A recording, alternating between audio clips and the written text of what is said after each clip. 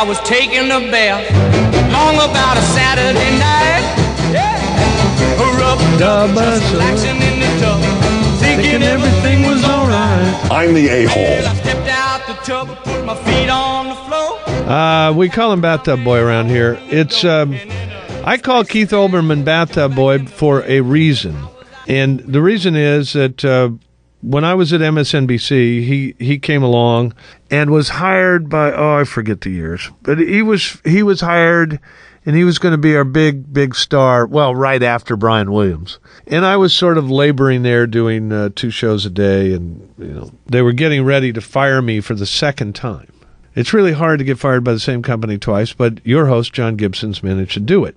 Keith Olbermann got very upset. I mean, he wanted to go from sports to news because he wanted to be taken seriously. He was tired of sitting up there in Bristol, Connecticut, and, just demanding managers and players get fired. He wanted to demand that other people get fired, big people, like presidents. So he comes to MSNBC, and very quickly, in those days, we were thrashing around for anything that would get ratings. Very, very quickly, the Lewinsky thing came up, and we went on at whole hog, bashing Clinton and, getting deep into that thing.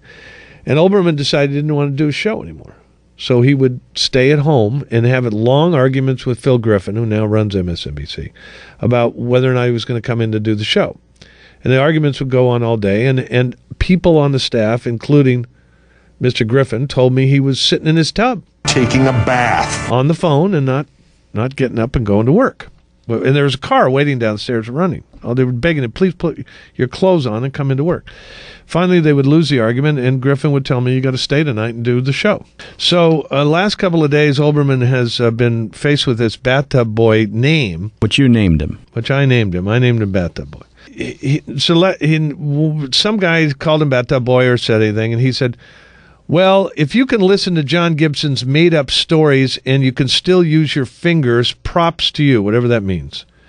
That was last night. This is on Twitter. Yeah, it was on Twitter. And then today, Jay of the Dead confronted him with something, and he wrote, you do know John Gibson simply made up the bathtub crap after MSNBC fired him, right?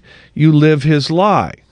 Well, no, it wasn't after MSNBC fired me. It was before MSNBC fired me that you were in the tub and wouldn't get out. Wow! And I had to do your show. And I started thinking of you and discussing you as Bathtub Boy at the time. Eventually, I put it on the radio, and it embarrasses you because you couldn't face coming in to do a difficult story like Clinton and Lewinsky, and you had to stay in your tub.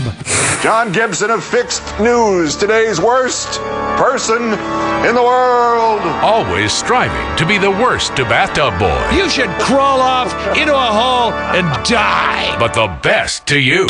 John Gibson.